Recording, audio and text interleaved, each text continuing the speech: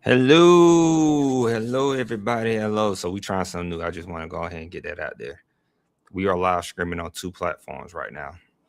We are live streaming on two platforms. We're on YouTube and we're on LinkedIn, and we trying to see how I look. I'm not even gonna tell no tale to you all right now. But I hope everybody had a good what today is Tuesday. I hope everybody had a good weekend. For some people, had a snowstorm, snow blizzard, snow ice, whichever one is nice. That was pretty good, right? No? Okay, that wasn't okay. So I am going through some checks real quick on my side, guys, to see can I find myself live streaming? I probably cannot. So I have some people letting me know if they can find me. Let me see. Because I don't see anything. At least there's no control room or anything. I can see my side right now.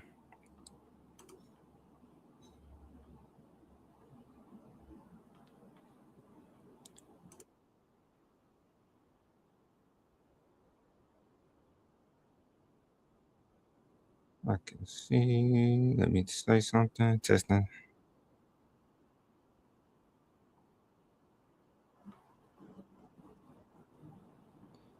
Okay. You see anything, Al? Yeah. Oh, you can see it? Okay, perfect. I can't see it on my side for some reason. I guess because I'm the person doing it. How did it show up? It just, well, how you found it? Horizontal.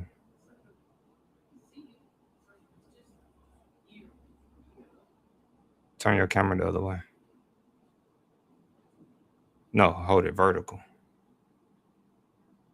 That's how I looked on LinkedIn? Yeah, that's how it should be. It should show vertical on your side like that. Okay. Let's see. Okay. Why look so tiny? Hit that arrow and see if it dropped.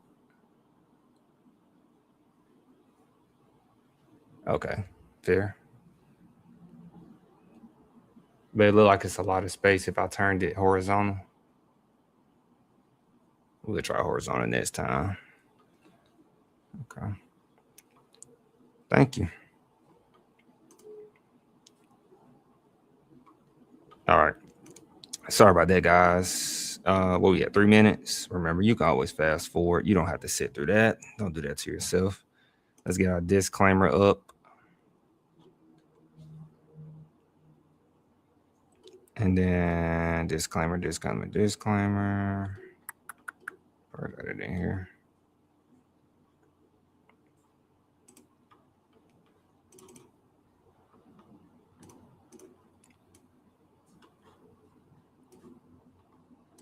Let me see.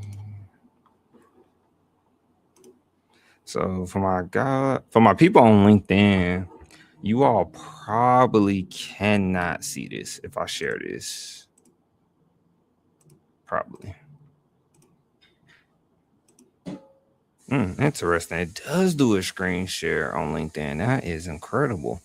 All right, disclaimer. The videos presented here are for informational purposes only, and therefore, if you are to choose to attend the institution, please do your own research and consult with a specialist at the institution you are interested in. I am not a financial aid specialist, academic advisor, or representing any institution. Speaking on behalf of Creator Henry is only speaking from his experience. So that fun part is over. So what stories do I have today? Well, first and foremost, it's a lot changing in higher education, as always. I don't think we realize the change that is coming. It's never like at a snap, you know? It's kind of like the stock market, forward looking mechanism happens over time, gradually. And what can we do about it to be ready for it? Because if you're not ready for it, you're going to get the worst end of the stick. So I'm simply going to start off with if you know me or been listening to me for a while, I always talk about this company called Palantir. That was an early investment, but the CEOs / co-founder is so interesting that he always talks about the future and how AI is going to not take over, but impact your life going forward.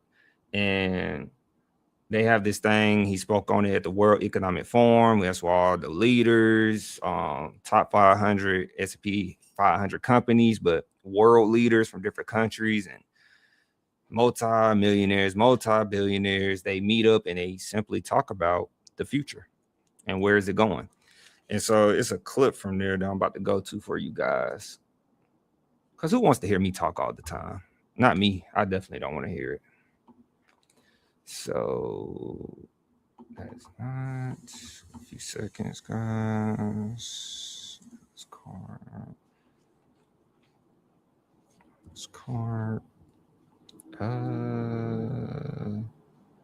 It should pop up fast when I do that. Yes. And I already got the timestamp. Did a little homework, so I didn't have to struggle to find it. No, 45. 45:57.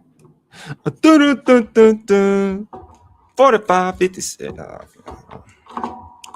All right.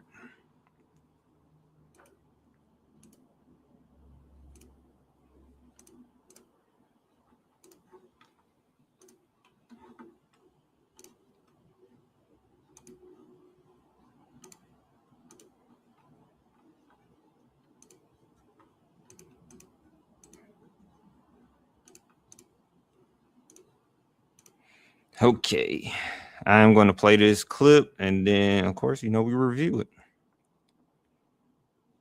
We can, in the past 5 years ago, that would take us a year. Sure. Now it could take a week. Yeah. Let me further that question, though. I'm sure it's on the minds of some people here. Is AI going to create jobs or destroy jobs overall?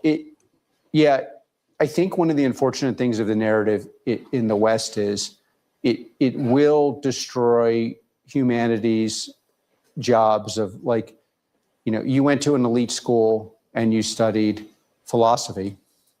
Use myself as an example. I did too. Yeah, hopefully you have some other skill. That one is going to be hard to market.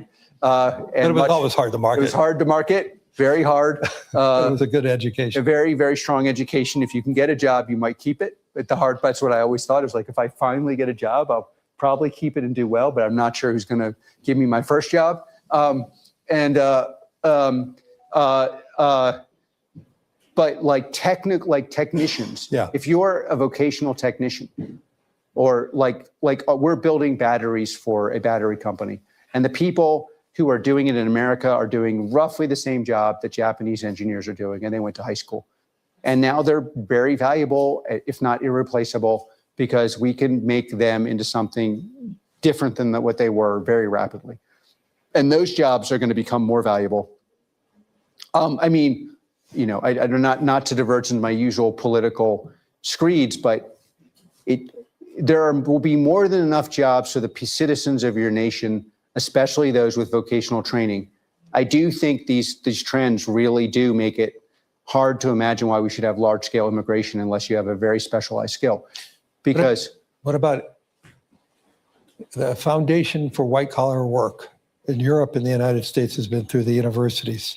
What I just heard you say, we're going to need more vocational men and women, and they're going to be. But are you also insinuating we're probably going to need less white-collar?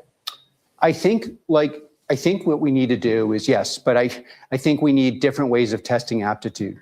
It's like, there are a lot of people doing X that should be doing Y. Like, if you could manage one of our systems, like just the person managing our Maven system in the US Army is a former police officer who I think went to a junior college.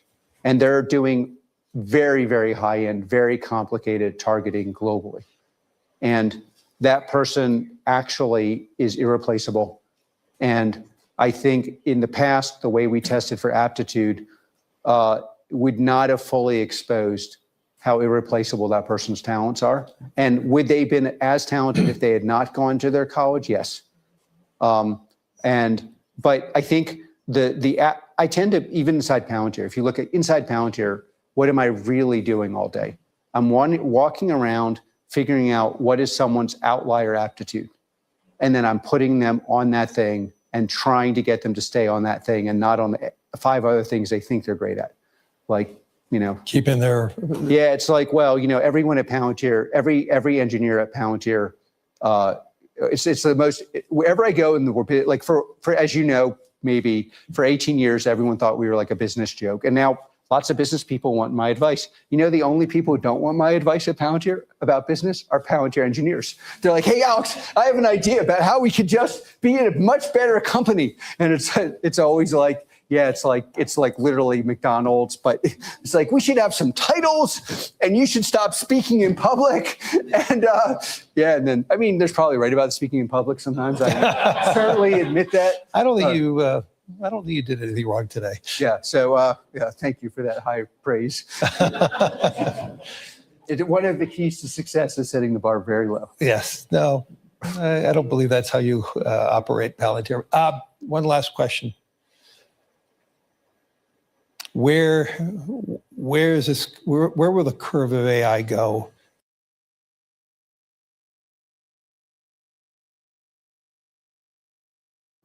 Okay, then there's about to get into the segment about AI or the curve about AI. But the whole point that I wanted to show you all, which he said it like clear as day. The co-founder and CEO Yale'S said, like, we have somebody doing important work, extremely important work, government work, and he only went to a junior college. He only went to a junior college, 2-year college, aka technical college, wherever you want to frame it. And that's really important because this company pays really well. And I'm pretty sure he went to a junior college and then applied to the fellowship program to learn how to do the job. And so this is another reason, of course, why you should start at a 2-year college, bridge to a 4-year college, under articulation agreement pathway. Of course, we go in detail if somebody has questions, but this is why it's so important.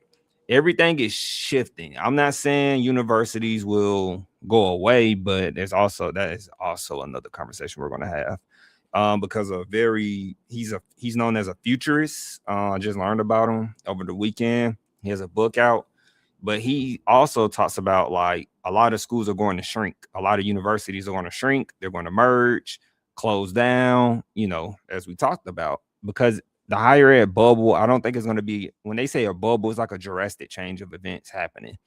This is more like I have to ask Alice, what's the proper term? Alice, what's another and better word for disease?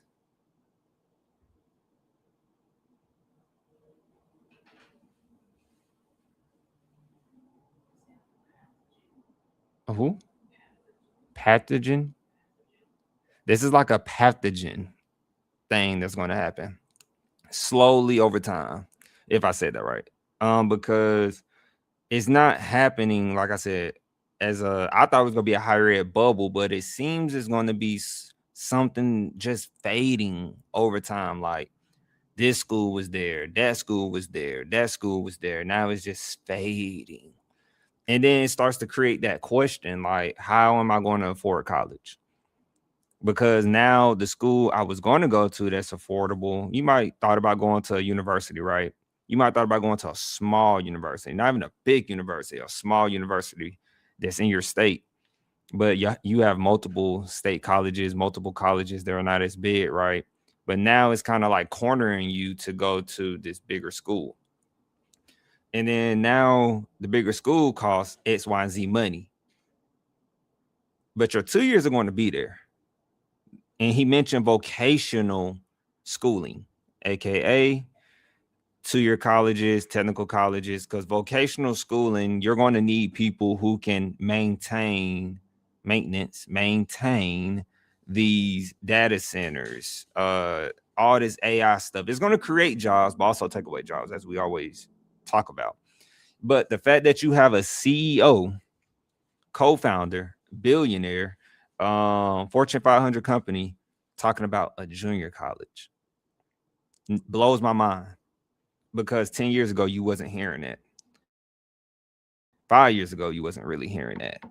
And people have been telling you, like he just said, like, if you gotta, because he got his doctoral pretty much studied in, I believe he got his bachelor's. He did the approach that I recommend to most people. If you get your bachelor's, you can just like go over study abroad or go to a certain university in the United States and go straight to your doctoral program. You don't have to get a master's. A master's is just an extra step in case you don't want to get your doctoral. But he studied in philosophy. He's like, it's gonna be real hard for you to get a job if you studied in philosophy. That was his major. And so a lot of people have been gunning for liberal arts, because I'm a liberal arts major, social science major. I kind of feel like it's gonna be reversed, my perspective on it, because with AI growing, and I was just reading an article before we got on about, it's an opinion about AI, and that, what was, guys? Oh, it was an opinion by AI saying that we have studies on social media, like the consequences of social media. We have like how it creates the mental health problems, the socially awkward problems. Like, it's well documented.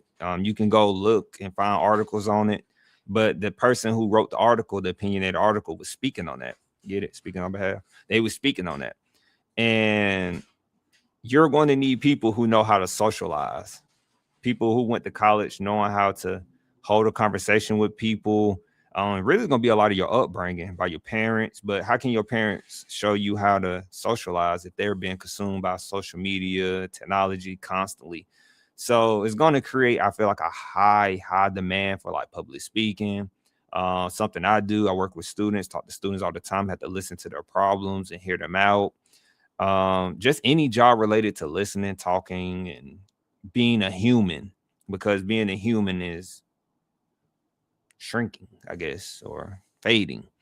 And so you either, it's like, it's at the point now, just my opinion, it's at the point now, it's like either you're doing entertainment, which means like you're just like an entertainment, like a sports player, for example, somebody who do sports or anything entertainment based, like kind of what I'm doing.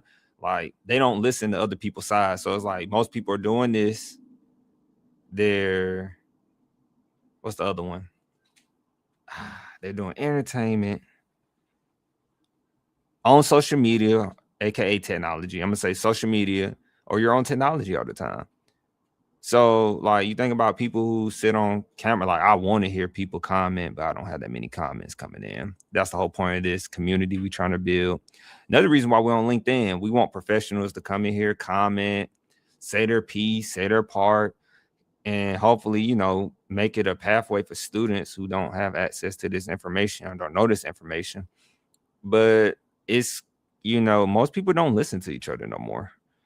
We think we are, but we're not. I feel like that's just, like I said, my opinion is we are just not listening to each other. And once we start listening to each other, I feel like things will get better, but it's going to be hard because we're all consumed by, I have one, our phones, our computers, our TV. Even your TV is like a phone. You can get on YouTube or your TV. So it just blows my mind that I wanted to play that clip for us. I felt that was a very, very important clip. This is the World Economic Forum, as you can see in the background. That person right there interviewing him actually is also a billionaire. That is, I believe his name is Larry Fink, if I'm not mistaken. Let me take that off. I believe his name is Larry Fink. He is the CEO of BlackRock. And then if you're wondering what BlackRock is a lot of people buying up your house and stuff. They, you know, that's public record now. But it's been a thing. I spelled BlackRock wrong. Let me see. Probably so funny for not showing the company. Yeah, Larry Fink. That's his name, Larry Fink. See? That's the guy that was doing the interview. That's the guy who was interviewing another Like, think about it, guys. We get to live in a time now where we get to watch billionaires interview each other and tell us where the future is going. What a time to be alive. What a time to be alive. Can't get over that. And as you know, as I like to do all the time, I like to go look at their education. He studied at UCLA. And the person he was interviewing, Alex Karp, he studied at Stanford, actually. He studied at Stanford. I don't know where he got his doctoral at, but he studied at Stanford. So with that, I'm not going to talk about that one right now. Colombia got a new president. Just a heads up for anybody getting ready to go to Colombia. They know that Colombia is a very prestigious Ivy. They just selected a new president. Let me go to that. I don't think I need YouTube again after this.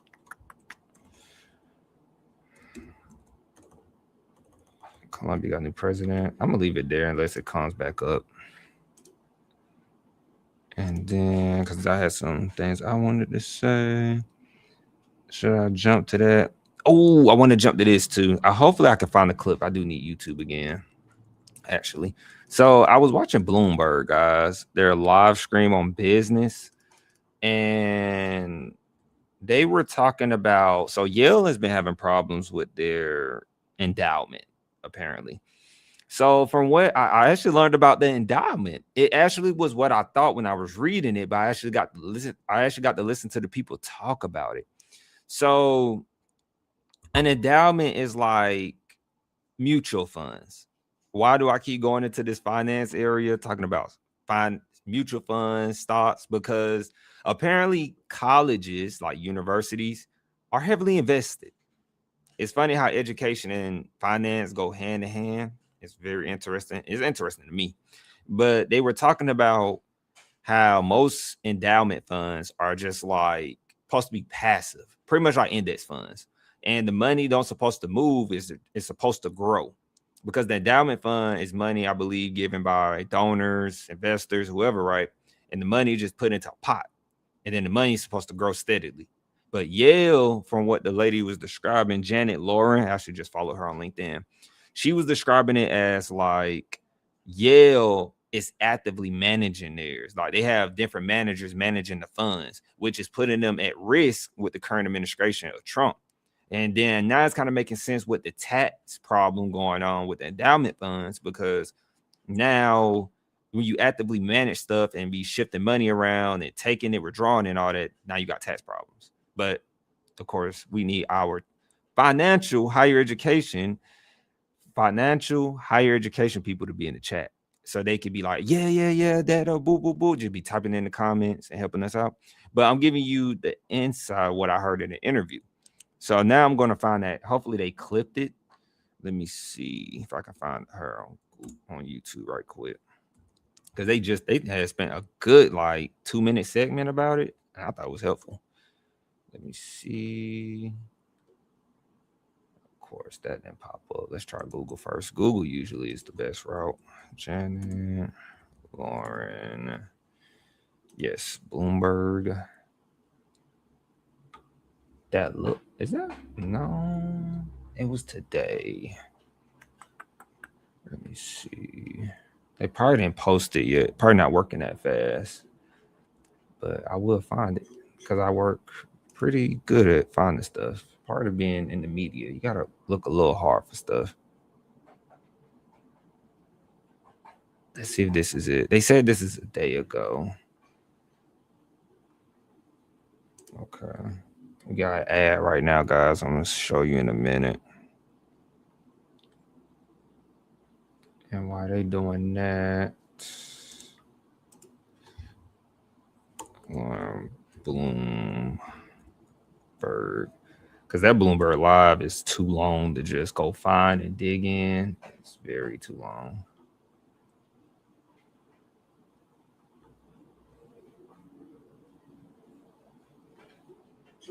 She brought that down to the T, because she's actually a higher education, finance higher education person. I was like, I did not know Bloomberg had that. So you know me, until we get our own reporters, we are going to be subscribed to a lot of outlets that is actually helpful. So let me see. We there yet? This is a long ad. It had to be like 30 seconds, probably like 2 minutes. So, how's the weather, guys? You enjoying the weather as we wait? Oh, there you go. So, yeah. Apparently they posted it a day ago, but they brought her on live. I wanted to find a live clip of her, but they'll probably be posted tomorrow. You know how that goes. All right. Y'all ready?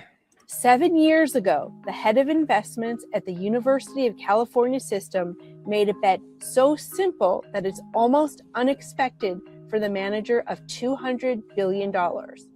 While elite schools over time have poured billions of dollars into private equity, venture capital, hedge funds, the opaque, high-fee stuff, UC's chief investment officer, Jagdeep Singh Bachchan, did something quietly revolutionary with a small piece of the fund. He skipped the fancy strategies, invested in simple index funds, old school stocks and bonds, almost no fees, fully liquid and transparent. Bachchan started with just a few $100 million in seed capital. During the pandemic, the money was fully liquidated to help schools pay for unexpected expenses. Over time, the system of So when your school, real quick, guys. So when your school, when that in 2020 happened, you got random money from your school, like an extra $1,500. Because I know at that time I got an extra $1,500 during COVID. When your school liquidated and gave you that $1,500, right? That was probably from something like an endowment fund. 10 campuses, including UCLA and Berkeley, added more money, committing $5 billion. And the payoff?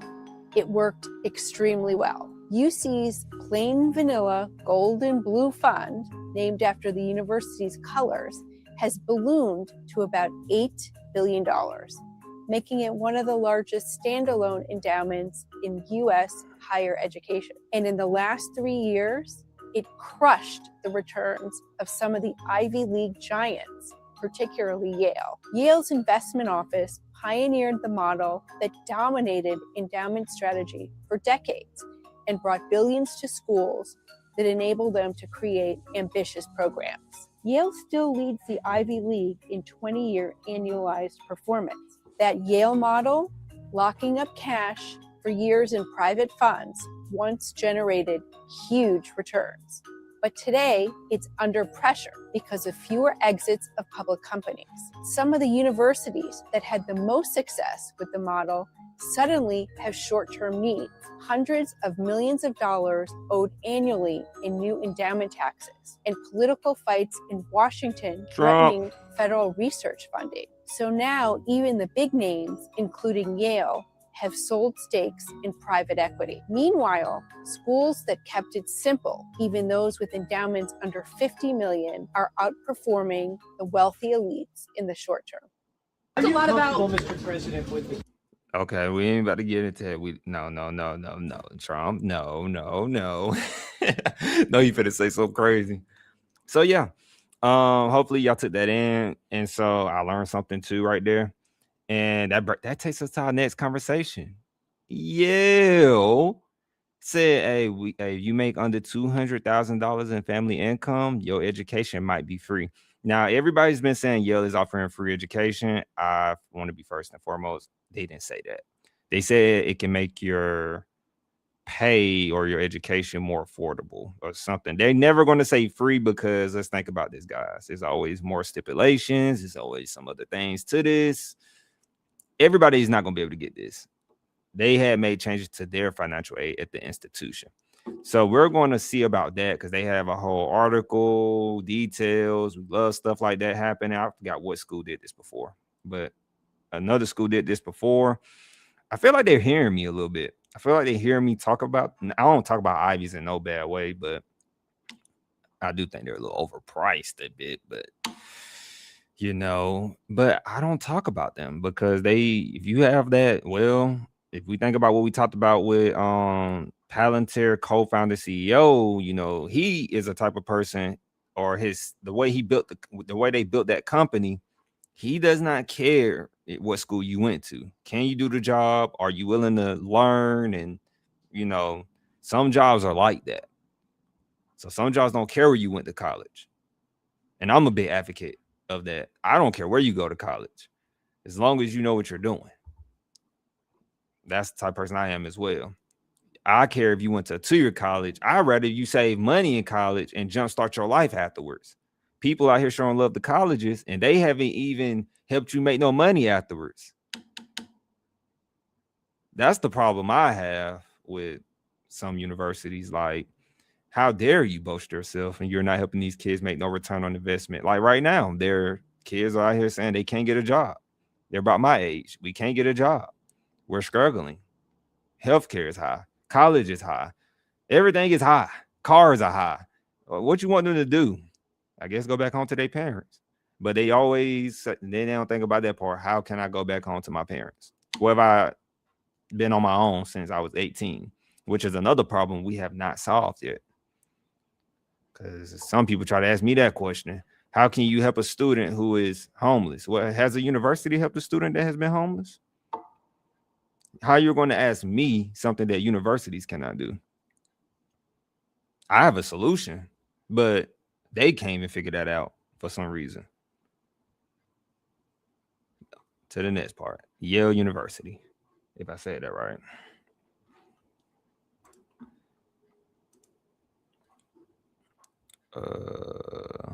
And shout out to that guy they mentioned. Like, he was doing index funds. He turned some millions of dollars into billions of dollars. That is what you call compound interest at its best. Just passive index funds. Like, it gets so simple, guys. When you have like 100,000, 200,000, even $1 million, you just keep it in a freaking index fund.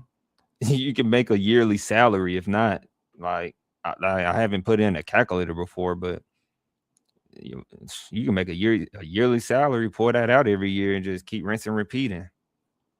Easy. Investing's not hard. It's just patience. That's what it seems like. As I keep reading more books and learning, it seems just very patient. Just gotta be patient.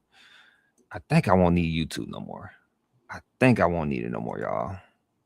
I said I wasn't gonna need it before, and I end up needing it. Now I'm going to LinkedIn to find something right quick. I wonder what LinkedIn saved this live screen. I am curious to see.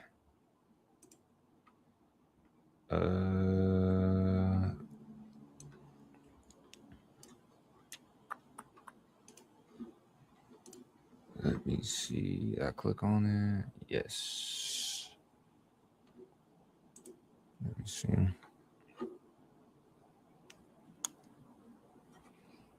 Who in there? Oh. Okay.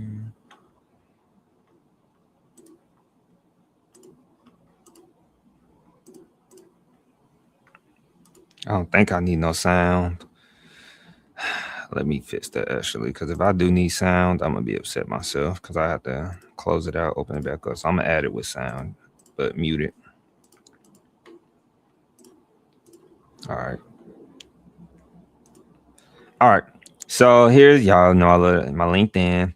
So obviously I reposted this when I seen it. I wanted to go to the actual Yale webpage, Yale University webpage. I don't follow Yale because I don't get that many updates from Yale. But as I said, we love to see it. Wish I knew this information coming out of high school, but we got it now. I'm not gonna lie. The reason I said but we got it now, because I was thinking about the movie Step Brothers. And then he was like, man, imagine if we had this when we was younger or whatever. And he was like, it's better. We got them when we was 40. That's that moment. Because, I actually learned this from a person on my live screen. They haven't been on here in a while. I hope they're okay. But a person named G. G used to tell me that, or told me at times, like, you can actually go to these Ivy Leagues. And my professor actually said this before, because my professor went to Cornell, The person in the live screens went to Columbia, and it would tell me that, like, based on their income, the school would support them. It's an interesting process how they do it and break it down. Hopefully, when we get bigger, then we'll start doing like interviews, bringing these schools on who we feel could be the best interest for students and kids. Because as I said before, we're not bringing on schools that don't have your best interest. And so, yeah. So it says Yale University has announced significant enhancements to its financial aid program for undergraduates that will lower the cost for future students and their families. The changes, which will go into effect for the new Yale college students entering the 2026-2027 academic year. So this is for the upcoming 2026-2027 academic year, like fall 2026, spring 2027, and so on. They're always thinking ahead. Colleges are already on, like, probably, no exaggeration, like the higher ups, if they're actually working, they probably already thinking about 2028, 2029 and stuff. So they said it will eliminate, or 2026, 2027 academic year, eliminate all expected costs for families with typical assets and annual incomes below $100,000, while also ensuring that families with typical assets and annual incomes below $200,000 receive need-based scholarships that meet or exceed the cost of tuition. So now we got to read a little more. But as you see, it says it right there. Now, like I said, do you see anything about free in this? People been saying free education to get the clicks, the baits, or whatever. And that's terrible. That's terrible advertisement, because Yale did not say free college. I don't see free college anywhere. Even right here, it says new Yale financial aid policies mean more families pay less. Pay less. Almost 50, let me scroll that right. Almost 50% of United States households with school-aged children will be eligible for a free Yale college education, zero cost.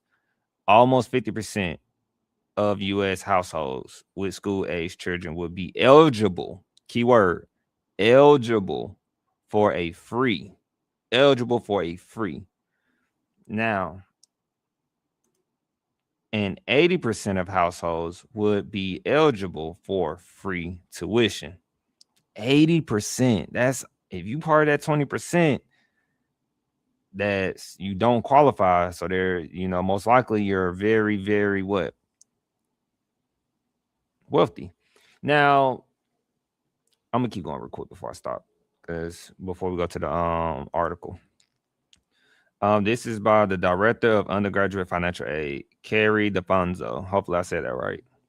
Beyond generous financial aid offers, Yale provides extra grants for students to purchase winter clothing, to pursue summer experiences abroad, and to respond to unexpected financial hardships. Shout out to them with the financial hardships. I'm be honest with you, I ain't buying no winter clothing unless I really need it. But the extra grants for the students, I would recommend studying abroad. I think if I had the choice again, I wouldn't do it, because that extra money and funds, you know, besides putting some aside in an emergency fund, every college student should have an emergency fund. Every college student should have an emergency fund.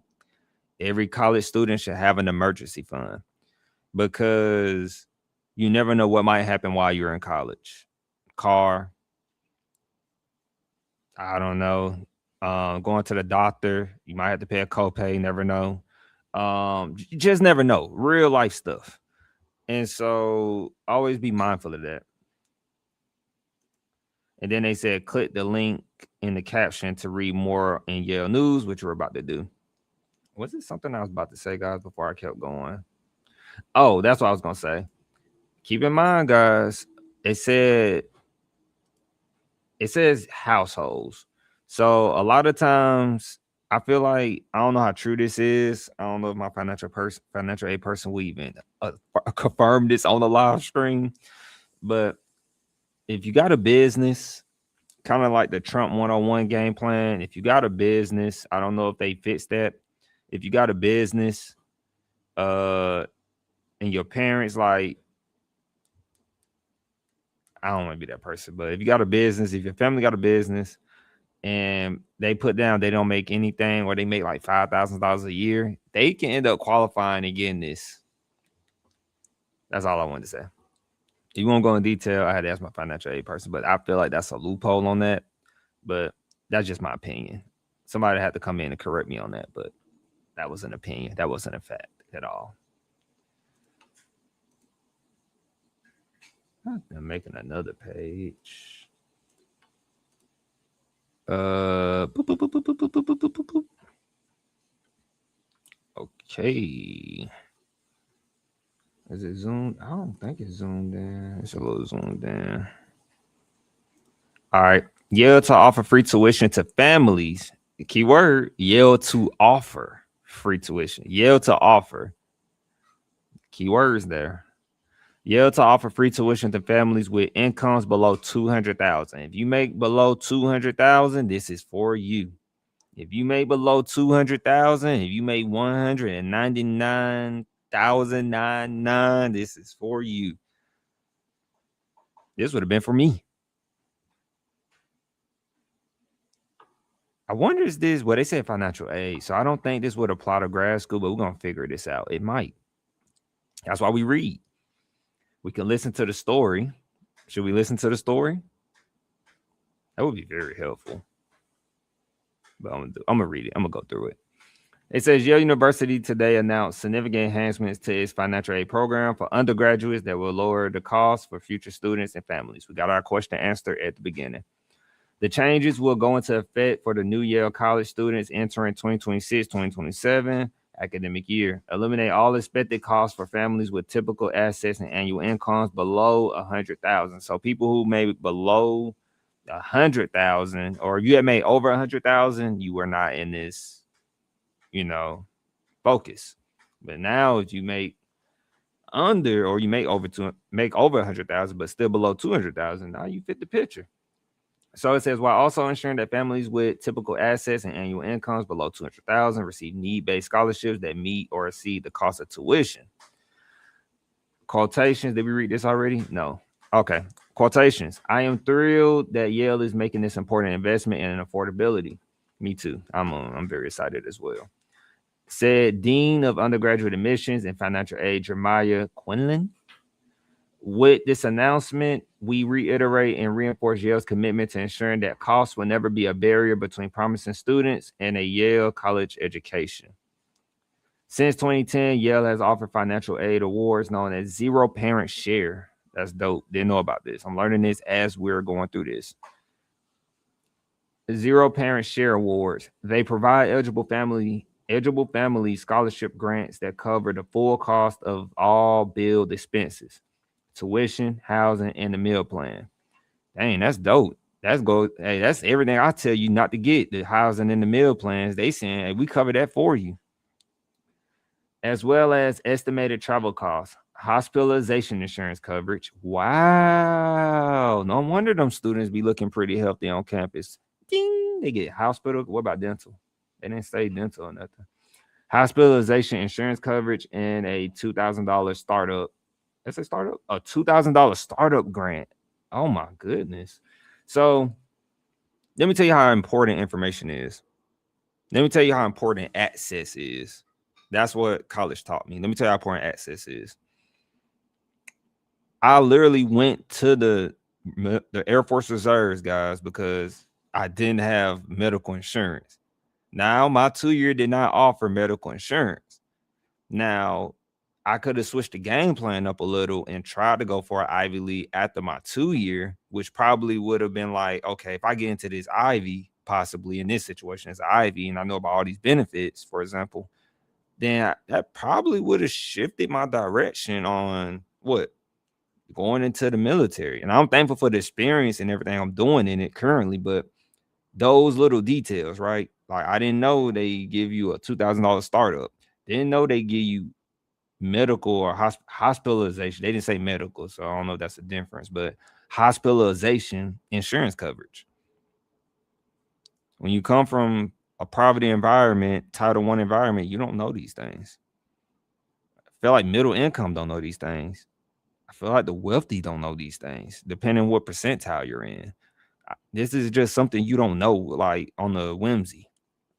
And so it said in 2020, Yale raised the income threshold for zero parent share awards from 65,000 to 75,000, making eligible over 15 million American families with school-aged children. By raising the threshold again to 100,000, nearly half of all American households with children ages 6 through 17 now qualify for a financial aid package that does not require parents to contribute anything toward a student's education. And under the new policy for families with incomes under 200,000, more than 80% of American households would be eligible for a Yale scholarship. That is a blessing, man. Dang, man, so many kids need to hear this. So many parents need to know that and hear that, man. That's valuable because your kid can have, like, guys, as one of my people told me on the live screen real quick, this is how important it is. I don't know if all Ivies do this. Just apply to the school, man. Apply to Ivy. Apply. If I can give you any advice, I understand the admissions fee or the application fee. I meant to say the application fee might be a little like pricey. Apply. Because the other schools you're going to apply to going to total up to that same application fee. You might just apply to one Ivy. I say go through like all the Ivies, narrow it down to your top 3, because you know it will be too pricey if you try to apply to every Ivy League. Now you can hustle and apply to all of them. Shout out to you, but let's be realistic now.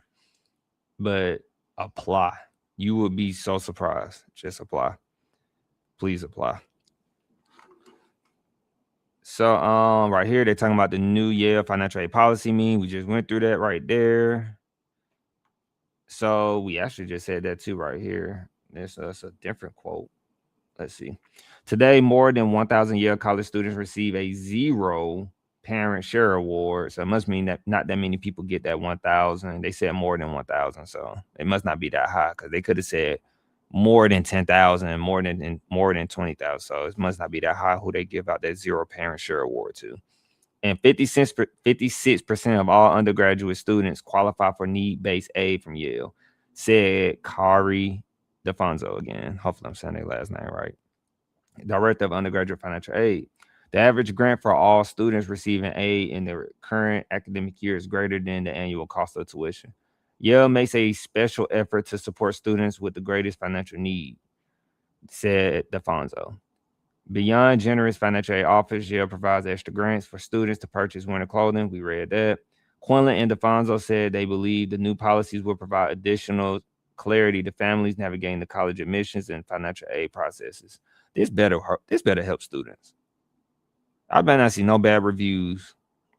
I better not hear students coming and messaging, speaking on behalf, saying, hey, it ain't what you thought it was. I don't want it. I hope I don't hear that. I don't want to hear it, but it seems too good to be true a little bit. But that's what top-notch schools could do.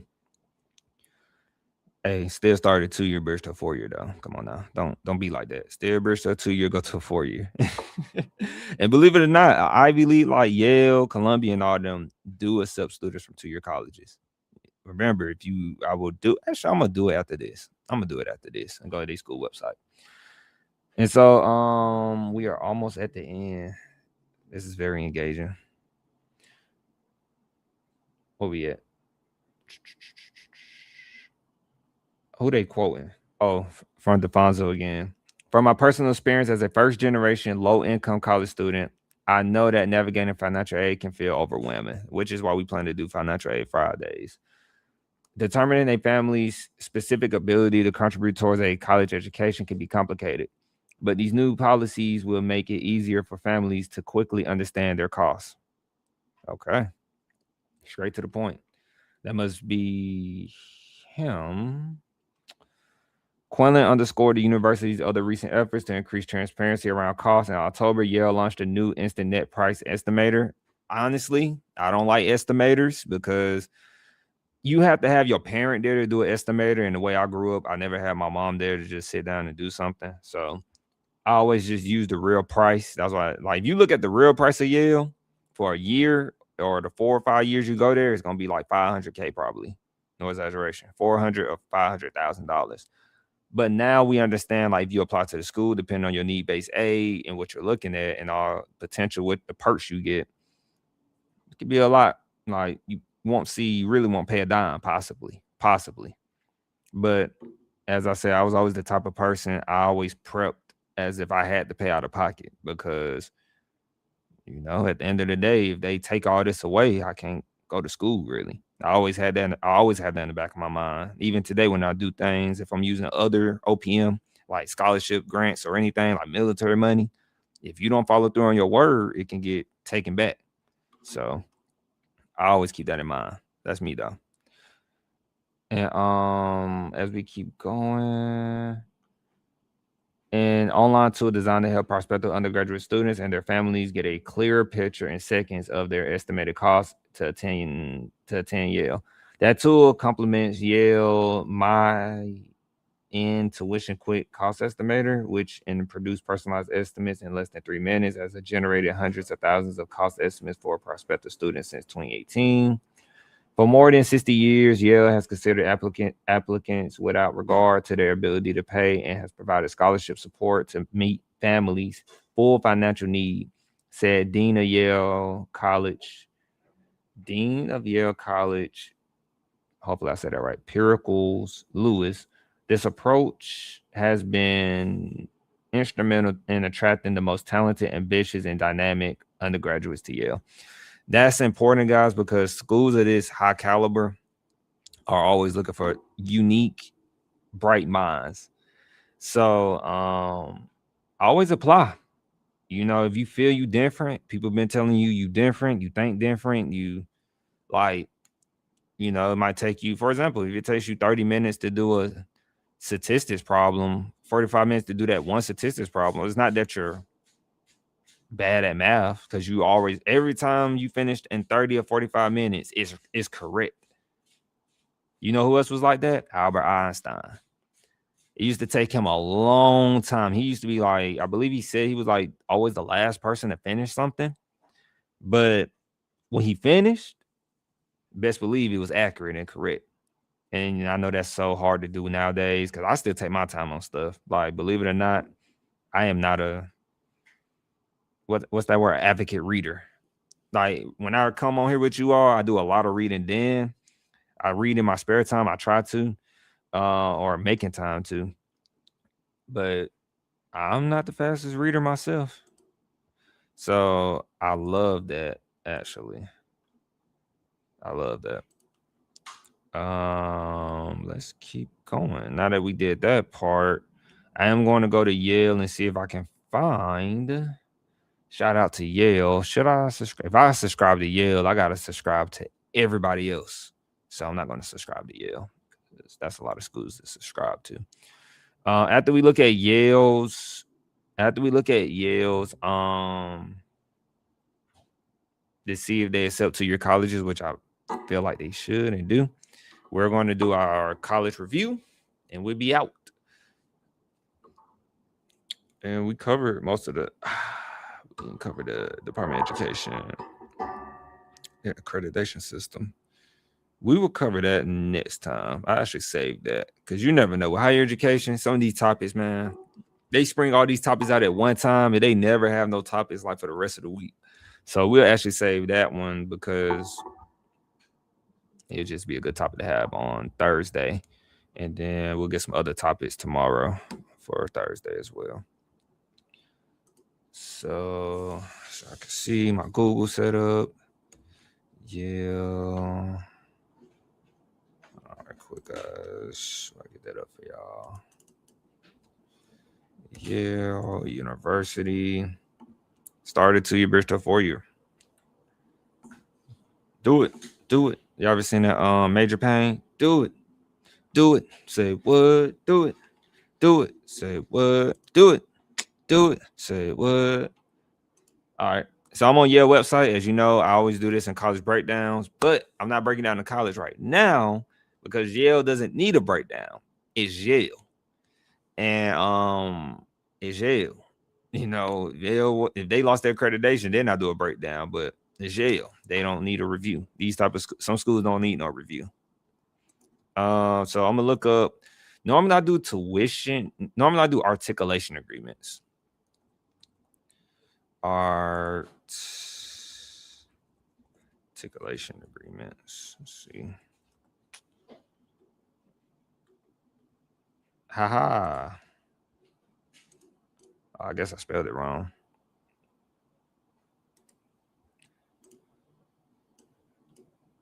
All right. So transfer eligibility and academic guidelines.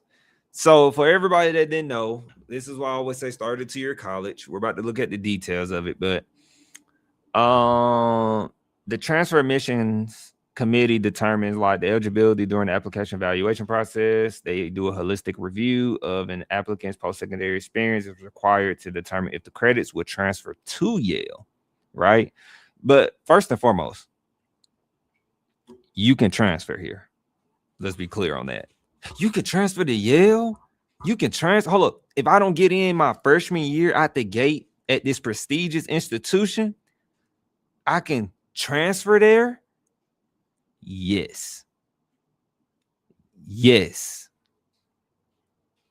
It's okay if you don't get in the first time. Now you can get in the second time. Now you got another chance. Life is full of chances if you look for the resources. Life is full of chances if you look for the opportunity. So right here, let's keep going. The following policy should guide a candidate's choice about whether to apply to the transfer admission. It says eligible transfer students must have completed a minimum of 2 terms or 3/4 of college level enrollment. 3/4, some schools are on quarter systems, but of college level enrollment, and have earned at least 1 term's worth of transferable post-secondary credit before entering Yale. 1 term is the equivalent of 4 Yale course credits. Applicants normally have between 8 and 18 transferable course credits at the time of matriculation. I believe that's matriculation, if I said that right. I seen that word in grad school, matriculation.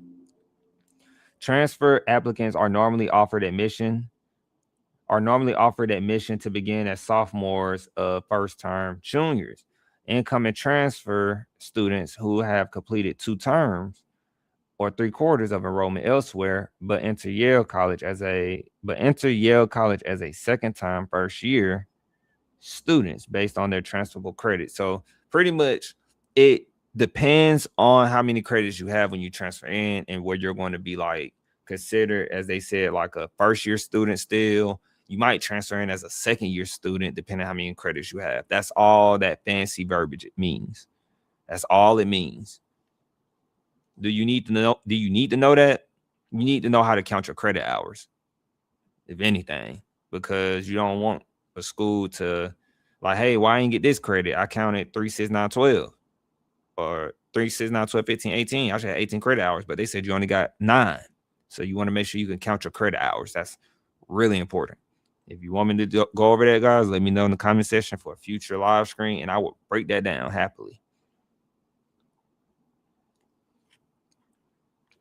Shout out to people who could just talk on like platforms and not drink water and stuff. I have to drink water and stay hydrated. Maybe because I exercise, I don't know, but I have to. Yeah. So right here it says the Yale transfer program does not normally offer admissions to students with more than 2 years. So if you have more than 2 years, that's what it sounds like. They say they usually don't, but they said, what's that key word? They does not normally. So normally, but you have a chance if you do. To students with more than 2 years, 18 Yale credits worth of transferable undergraduate coursework. All Yale college students must complete at least 2 years of coursework, 18 Yale credits at Yale. Now, I don't know if now they got me thinking like, hey, are you talking about if I'm transferring out of Yale, transferring in? Let's keep going, because it's the way it's coming off is like, that's how I always keep reading. So any college credits earned prior to high school graduation will not be evaluated as transferable. I'm about to say, what? Y'all take high school credits? Students who are dual enrolled in both a high school and a college program should apply for first year admission. I want to get to the community college part. Yale College does not accept transfer applicants who already hold a bachelor's degree. So if you hold a bachelor's and you try to transfer to Yale as an undergraduate, they're not taking it because Yale wants to build you up as a Yale scholar. That makes sense though. But some schools do that. A lot of schools do that. If you got a bachelor's, we would take your credits. If you have a bachelor's, we would take your credits that you got from your bachelor's. But it's only like your gen ed, like your major program classes. They're not going to be accepted. Your gen ed will. Applicants with an interruption in their education of at least 5 years may consider applying through the Eli Whitney Students Program. That name sound familiar. Eli Whitney, Alex. That sounds familiar. Eli Whitney. Probably look that up on Google. Guidelines for transferring credit. Transfer applicants receive an estimate of their transferable credits at the time of admissions. And Yale does not conduct transfer credit reviews before an applicant is admitted. Yale students must complete 36 credit hours to receive their bachelor's degree. And most Yale College semester courses count as one course credit. Incoming transfer students may transfer up to equivalent of 18 Yale course credits. So they said Yale, I recall them saying a Yale credit is like 4 credit hours. But of course, we have to have a Yale person in there to clarify. But what I'm getting from it is if I have 3, 6, 9, 12, 15, if I have 18 credit hours of gen ed, but if the credit hours are 3, I don't want to confuse nobody because you will have to see it. If they said they do 4, which I've seen them say 4, why are you 4? Let me find it. 4, say Yale's like, nope. Undergraduate.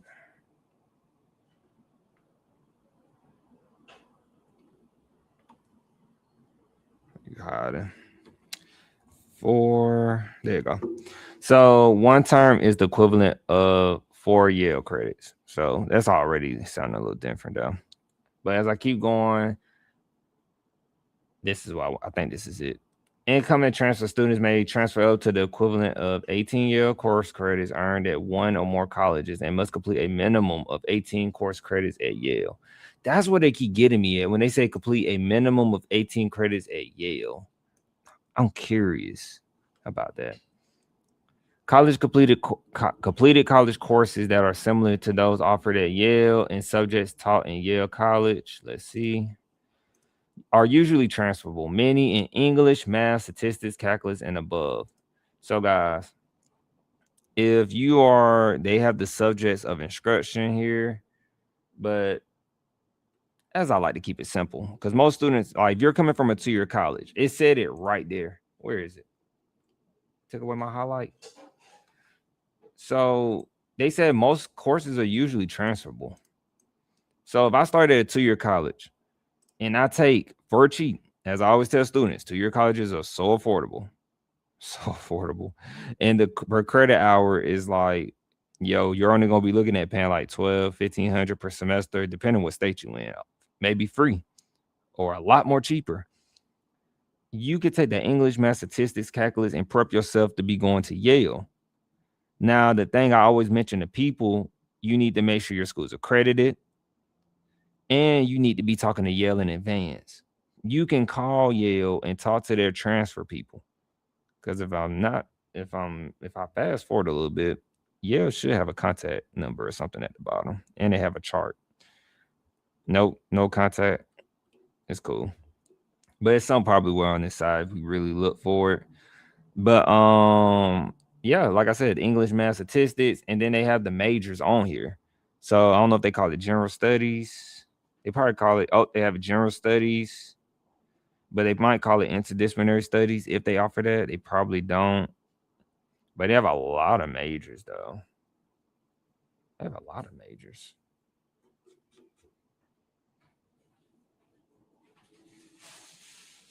I have a lot of majors. I'm sorry, guys. I'm looking at the majors. And then as we keep going, like as they said, calculus above, psychology, biology, computer science, physics, history, economics, those are all gen ed. Political science, chemistry, non-English languages, and philosophy are usually transferable for a Yale course credit. Courses and subjects not offered at Yale, such as communications, criminal justice, business, nursing, military fields, are not transferable. These are like your actual major classes, besides military, don't mind military, but these are like your major. These are like if you took actual criminal justice classes, if you took actual business classes, right? They're like, no, you're gonna learn business through us. But they said, look, we'll take your gen ed, though. We'll take your statistics. Statistics. That's what they saying. But they have some additional guidelines, of course. This is important. If you want to go to Ivy right here, I skipped the first two, but this is important because a lot of students always try to do this nowadays. Credit is not granted for advanced placement. So if you took advanced placement AP, it says credit is not granted for AP results. That's what they said. I didn't say that. Bachelor Ed, IB results, these are credits not granted. CLIP, if you took a CLIP exam, that's where you like take a placement test to like, you take a placement test to test out of something. Like if you don't want to take that class, you could test out of it. Literally, that's what that means. CLEP. College credits earned while a student was enrolled in high school. They're not taking nothing from high school, or you testing out something. That's what it seems like. But what about, if I'm coming from a two-year college, they're not saying it, but it would help, Transfer program and Eli Whitney student program. If you are eligible to apply to both transfer, no. We know like, hey, that is important. If you are able to transfer to both, that is important. So right there. It don't get no more clear than that. This is a little chart, but it says transfer. If you're in the transfer program right here, the Eli Whitney is for people who had a gap after going to college. But if you're typically like at your community college, for example, right? 1 to 2 years transferable college credit.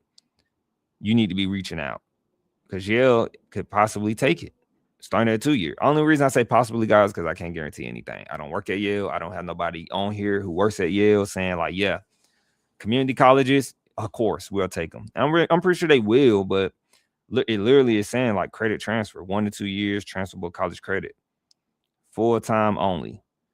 Housing, on-campus housing is available for single students. Like need-based financial aid. This is all part of the transfer program. Like, guys, like transferring is the way. I'm sorry, transferring is the way. You telling me I can do 2 years at a community college, 1 year at community college? Like, I didn't get in my first year at Yale, but I have another way. These are other options for you to get into Yale if you want to go to Yale. And I wanted to mention that. And so I do want to see, though, because they didn't mention community colleges. I really want to find that on the live screen because I might want to clip that.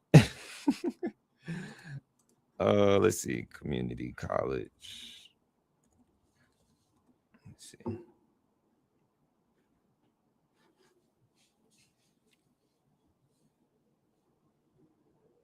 All right, right here.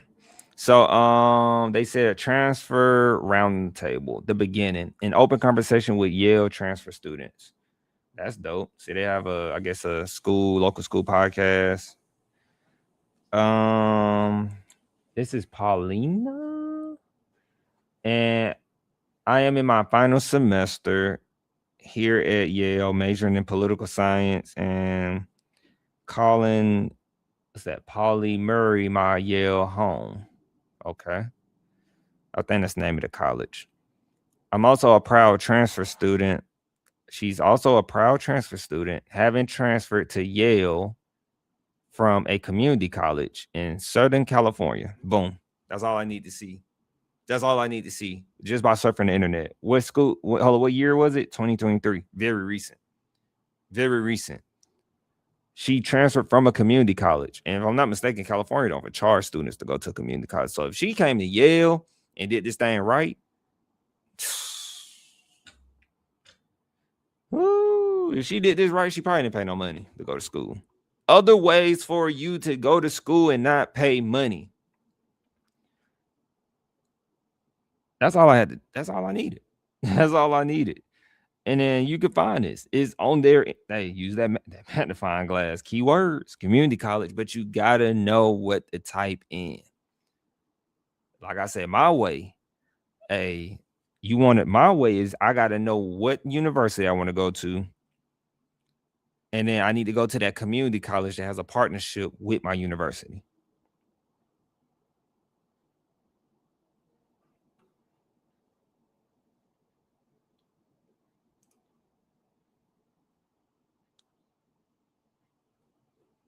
I love it. I love it. All right, so now let's get into our college review, and then I'm gonna let y'all go because y'all probably tired of me. Y'all probably tired of me. Close these out. These supposed to help the screen a lot better. Oop, what is that?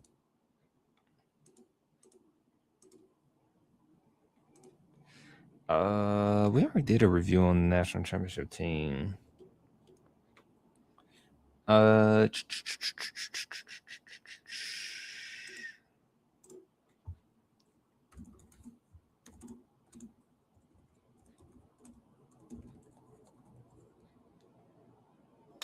I'm going to do this school again. I know I did this school already, but I'm going to do this school again. I usually do universities, guys, but I'm going to do this school real quick because y'all won't believe this is a 2-year college. I got to start showing y'all what these 2-year colleges look like, man. They crazy. Some of these, y'all be seeing these 2-year colleges on some of these YouTube channels, and they make them look terrible. Yeah, I'm going to do a 2-year college. I already know what 2-year college I'm going to do. I did them before, but you couldn't see it. Now you're going to be able to see it. I stay praising this college. It's actually a college I'm probably going to go to because that's a future plan I can't say out loud yet. Close that off. My neck. Where is it? I probably closed it off. I'll be closing applications a lot.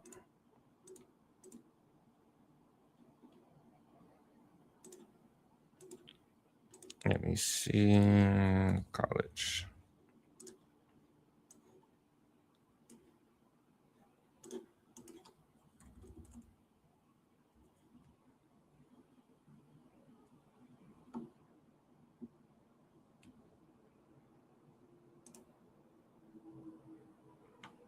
All right. So, okay. All right. So the school that I chose to do this is a close game. UConn and Providence is a close game, sidebar. But this college right here is Wake Technical Community College. I follow them on LinkedIn. I follow a lot of community colleges on LinkedIn. I did a review on them before, but before, guys, if y'all watching us in the beginning, we didn't have this set up where I can show you my screen. So this community college, as you notice, has pretty much 18,700 students. 18,700. So they have more students than some universities, believe it or not.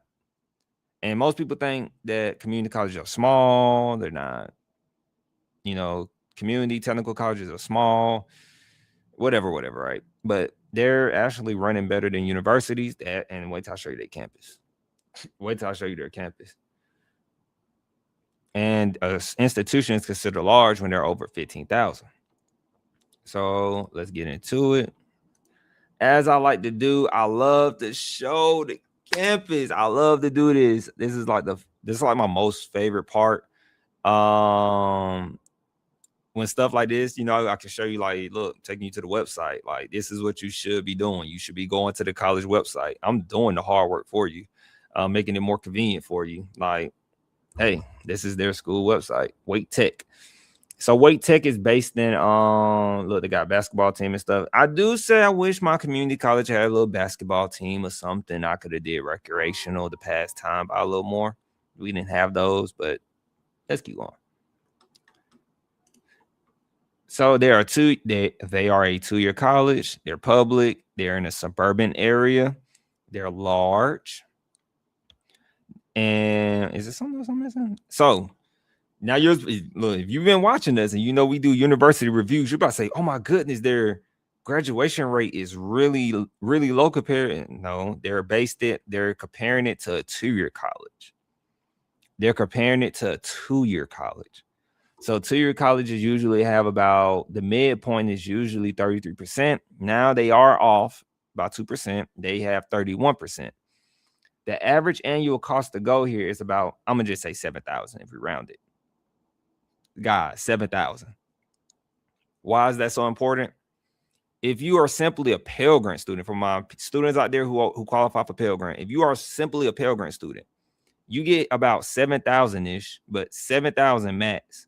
But it's like 7,000 something. You get 7,000 max. 7,000 divided by 2, because I do it so much, is 3,500 per semester. They're easily saying right here, as you can see, the meter is really low. If your 2-year college is over that midpoint, over $9,000, $10,000 per year, you better not go there. But this could be higher because a school like Wake Tech, because I seen their little sports team as we about to go forward, they probably have on-campus housing options.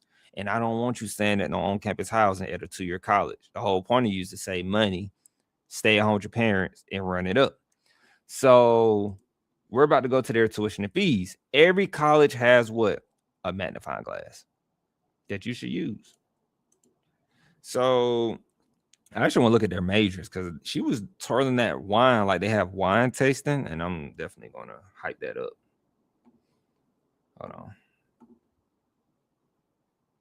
Okay, I'm going to just type it because y'all see what's happening to me. Oh. Okay. Oh, they folded again.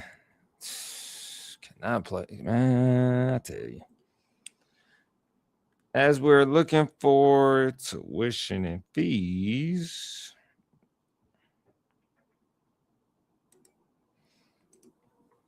keyword, could attend Wake Tech. Could. I always have to point that out because people would think that it's free. Ain't this nice right here? So no, we don't want that. I want the prices, guys. So look like I'm gonna have to fight for that. Let me see, guys. I always have to fight for stuff. Tuition. Let's try tuition this time. Tuition. Nope, it's not showing me. Let me find it for you. I don't mind looking for it. It should be under. So when you're doing this, guys, sometimes when you use a magnifying glass, you can run into a little hiccup. Look for, if it's anything with money, try financial aid. Oh, look at there. Try financial aid. They're usually on the admissions if the school is organized. Then once you do that, what is financial aid? Okay, let's try up here. It could be on the side. Scholarship grants, loans. Because I want to know how much I'm possibly going to have to pay. It's not in there? Every school sets it up different. Okay. Where I'm at. They even have a transferring credits because they expect you to transfer when you go here. You're going to get your bachelor's. Tutoring. No, it's not over there. No, not the catalog. I really want to try because I found it before. Let me see. Cost. Let's try cost. If it's not tuition and fees, it got to be cost. What's a CT program? They're showing all these programs, but we're trying to get the general cost. A student usually wants the general cost. So in that case, if they're going to do that, let me try clicking on sonography, possibly.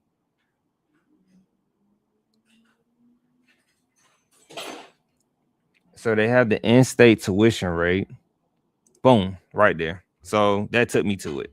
It didn't pop up for some reason when I had tuition and fees, because as you can see, somebody should tell them to fix that. As you can see, I hit the back button. I clearly typed that in, but you got to fight. Sometimes you got to fight to find them prices. And now, usually this is where I go, like they got the spring up here, or they got the 2026 overall cost of attendance. That's what you want for the year, because that lets you know, like, you just plan out for the year. 2025 was in the fall. Now we're in spring 2026. So don't forget to like and subscribe. We had a good amount of people coming through. Don't forget to like and subscribe. Please. It helps us. It helps us so much, please. It helps us a lot. So right here, as you see, they broke it down. Don't know why they always got living with parents. And then don't worry about out of state. I will never tell you to go to school out of state. I would never tell you to go to school out of state. Like and subscribe, please. It helps us out really a lot. It helps us out a lot, guys. Get that information out there to people who are out there probably don't have access to this information. Don't never worry about out of state. Even if you go to a 2-year, don't go out of state. It's going to jump it up. So honestly, when they say living with parents or not living with parents, you have to do your budget on your own. You know your budget better than anybody. Now you can use it as a guide, but guys, they don't know how much you're spending on transportation. And that transportation probably, they might have a shuttle. They might not. They just probably assuming like car maintenance, gas. So this can mess up your like structure, your fee structure. As you can see, guys, that's why I always say never stay on campus or do meal plans, because as you can see, they got food, housing, which is still jacking up your bill. That's why it's not just a university thing. It is a university thing most of the time, but 2 years who offer like sports and stuff and living arrangements, housing arrangements, it's going to be expensive. That's like an economic problem. That's why I always stress, like, you probably should stay at home and just drive and commute to campus. You commute everywhere else, might as well commute to class. And all this going on, like, weather and guys, like people who was in a pandemic on the sidebar. Imagine like them. I don't even know if they got charged for that, but I couldn't imagine living on campus when the pandemic happened and getting kicked off of campus and then going back home. And I ended up still saving money, staying off campus. That was like one of the best times to be in college for me, because we dodged everything. But for you, as you can see, this is Wake Tech's cost. This is their tuition. As you can see, I'm only getting right here $1,824 in tuition. Now, that could be different if you get into a program, but if you're taking like the general classes, most likely attending this institution, most likely that's going to be your tuition. Then you do plus fees. So what? My calculator right here. So what, we got 18, this for the year.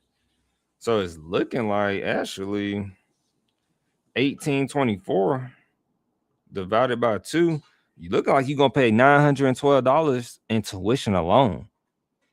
Crazy. But people want to go to universities. I don't know why. So 1824 plus $312 equal 2136. 2136 divided by 2. Guys, that's how much they pay. That's how much they're paying per semester.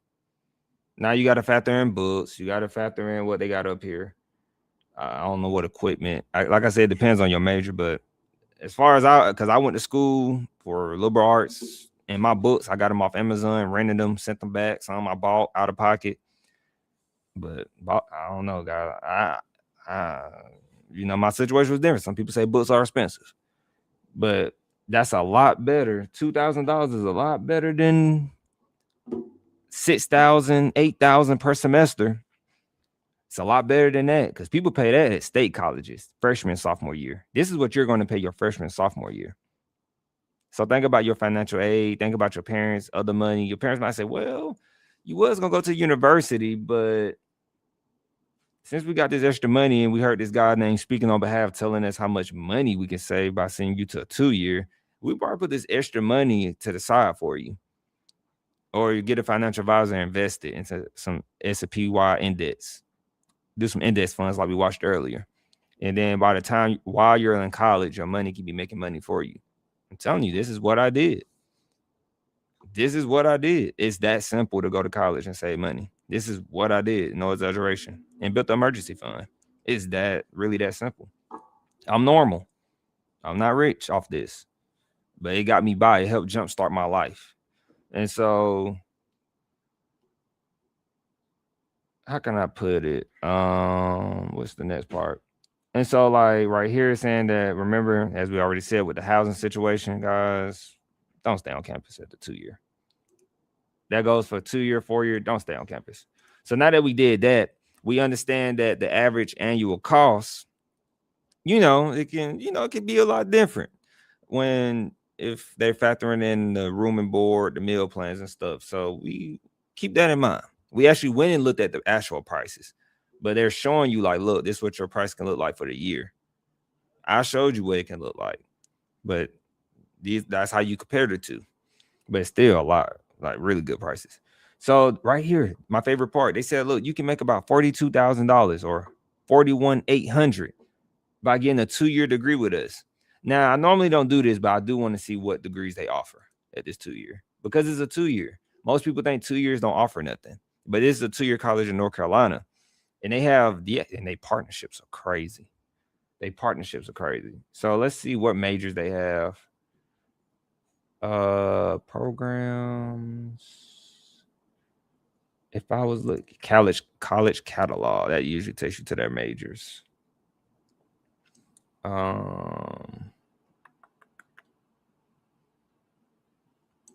Looking like a student right now, trying to find the programs.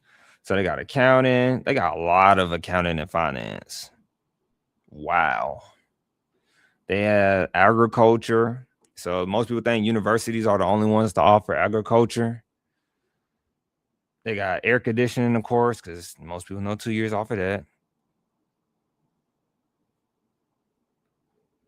Architectural technology, social and arts. That's where you get into your general studies a little bit. They got bacon and pastry classes. Okay. They got biotechnology. Shout out to them. Biotechnology.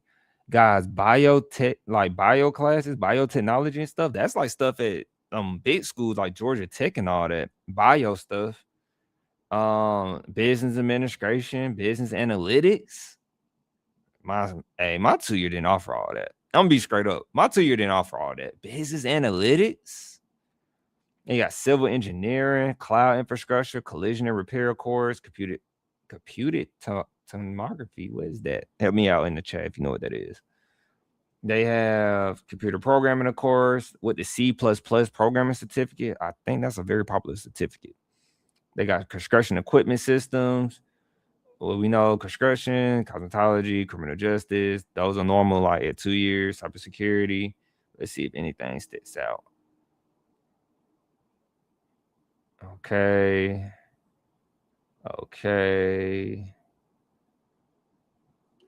Actually, shout out to the education part too. Because you can actually get an associate's degree in arts to be a teacher preparation, which would be a good bridge over when you go into your university. Facility maintenance. Okay. What's a geomatics technology? Interesting. I never heard of that. You see all these majors, like every 2. That's why I say, guys, you got to research your 2 years as well. Some 2 years are better than some other 2 years. People try to compare 2 years to 4 years when that's not a fair competition because they have different missions and different visions. A 2-year to 2-year though, hey, you might want to compare those now. They got health and fitness certificate. What else we got? Hospitality, interior. Okay. That's a good one. Mammography, if I said that right. Alex gonna get me, y'all. I probably said that wrong. Alex gonna get us in the chat.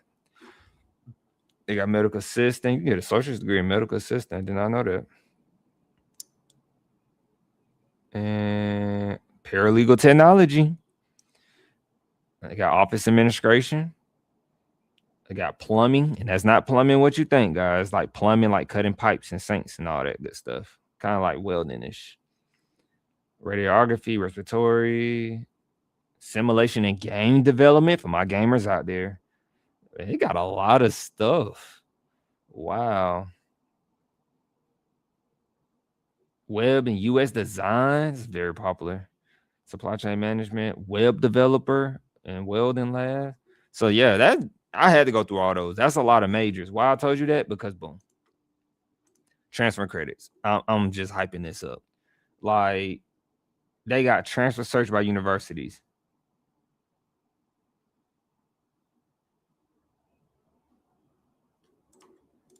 Hyping it up. Like and subscribe. Hyping it up. I'm about to click on it. Come on, hype. Hey, make me look good, y'all. Make me look good. Hold on. What? There you go. They ain't making me look good. I thought they was gonna have like the schools on there. They don't got the schools on there. Sad. I'm sad. Let me see. No, I want to contact. Join. Let me see. Nah, we don't want that either. We don't want that either.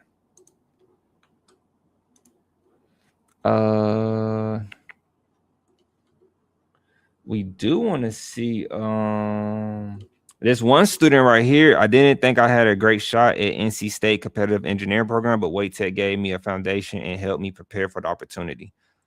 She graduated in 2019 and she went to NC State.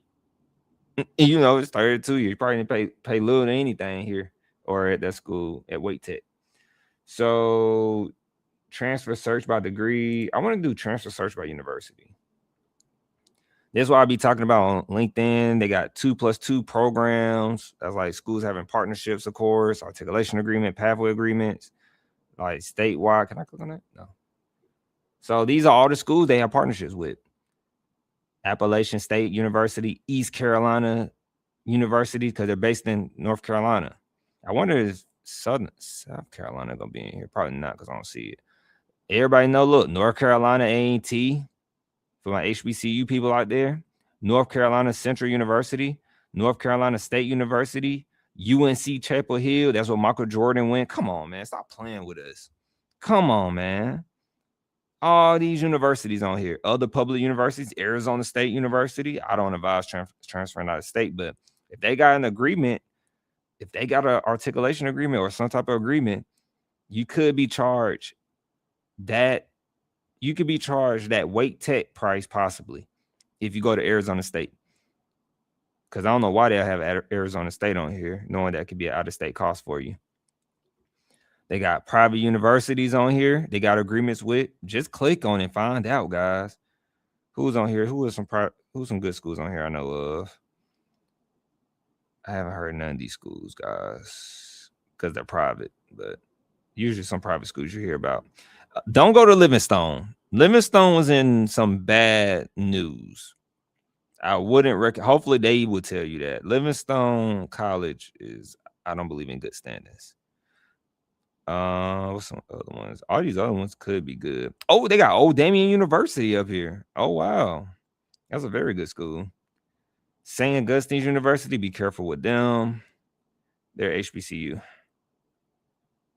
It's amazing. I'd be surprised how I know this stuff sometimes. WGU, if that's the same one. But yeah. All right, let's go. Now, y'all gonna get the short version. Whoever watched the smaller clip, that can be clipped out. That's for the live screen people. So now that we go to remember they got the field of study and all that good stuff. We already talked about the costs broken down by families, financial aid and debt. Did I do graduation and retention rate? Nope. So they have a 69% retention rate at the first year, which is normal because at the first year, most students are probably transferring, but it still could be higher. But most students are transferring after their first year. You know, that's normally how it goes. So it's all right, considering the students are transferring out. I actually think it'll break it down.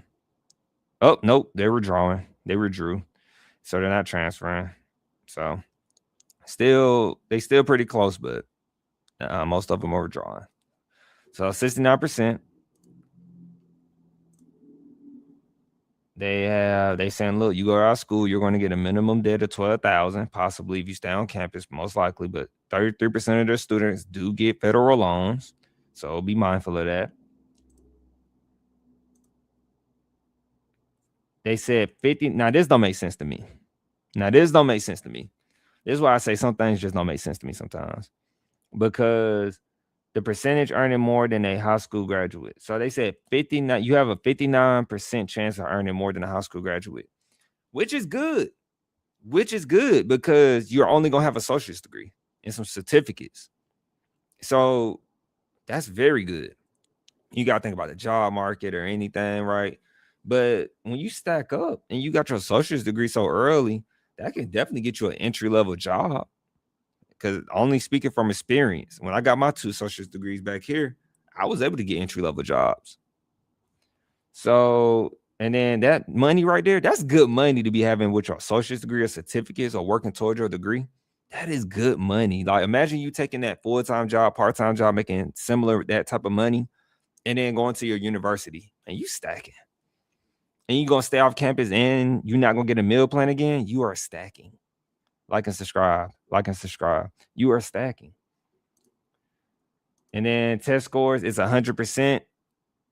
It's 100% open admission usually to your colleges. To your colleges usually do open admission, which means 100%. Like and subscribe.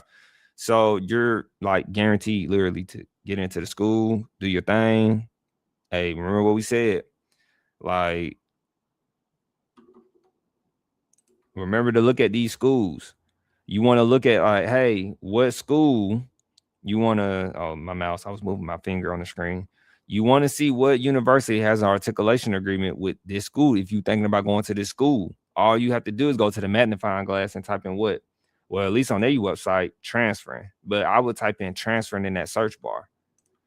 And so then you're going to rock out. So then what do I rate this school? Honestly, same thing as we end out, same thing. If you stay on campus here, this school could be an F. It could be real bad for you. But you stay here, it could be an A.